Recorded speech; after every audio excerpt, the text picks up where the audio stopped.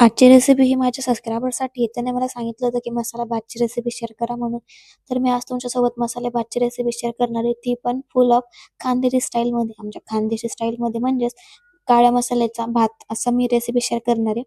तर त्यासाठी जे कांदे असतात ना, त्यांचं मी असं जे आजूबाजूचं असतं ना ते काढून घेतलं व वरचं साल असतं ना ते काढून घेतलंय सगळी कांद्यांची. त्यासाठी मी 3 कांदे घेतले मीडियम साईजचे. त्यांचं साल काढून झालं ना, तर त्यांना असं एकदम चाकूने रेष मारून घेतली, म्हणजे कट करून घेतले. जास्त मधपर्यंत कट नाही करायचं. फक्त थोडं जेणेकरून आपण त्याला भाजू ना, तर आतमध्येपर्यंत भाजलं जातं. जास्त ठोचून भाजायची गरज नाहीये, नाहीतर ते ना मोकळे-मोकळे होतील.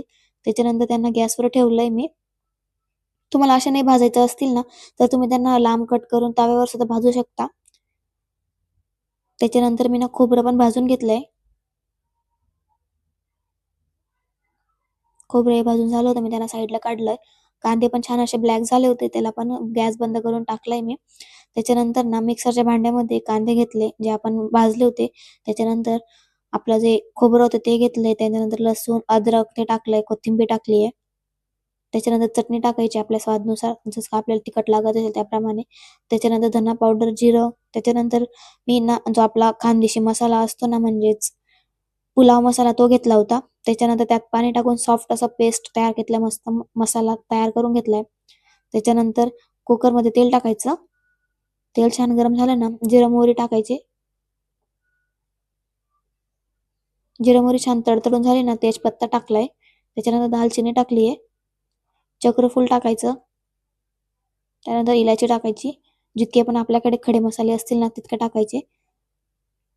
त्याच्यानंतर मी मसाला टाकलाय व त्याला तेलात छान असं फ्राय करेल 2-3 मिनिटापर्यंत. बघू शकता तो तेल असं छान असं मोकळं करतोय. याचा अर्थ असा आहे की आपला मसाला छान भाजून झालाय तेलात. बारीक गॅसवरच भाजायचं, नाही तर तो करपेल. त्याच्यानंतर ते भाजून झालं ना, त्यात मी टमाटर टाकलाय आणि एक जो बटाटा असतो ना, तो स्वच्छ धुवून असं त्याचे मोठे मोठे फोडी कापून घेतले, ते पण टाकले. मग त्याला 1-2 मिनिटं तेलात छान असं फ्राय करू दिलं.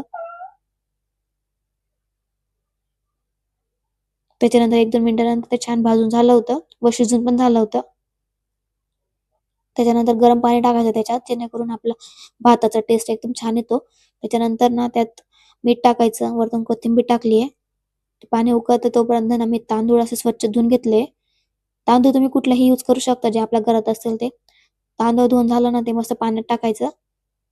त्याला मिक्स करून ना कुकर लावायचं आणि मस्त 3 शिट्ट्या होऊ द्यायच्या छान अशा. त्याच्यानंतर आपला मसाले भात हा रेडी आहे. मस्त असा खानदेशी स्टाईलमध्ये. तुम्ही पण नक्की ट्राय करा. तुम्हाला ही रेसिपी कशी वाटली मला नक्की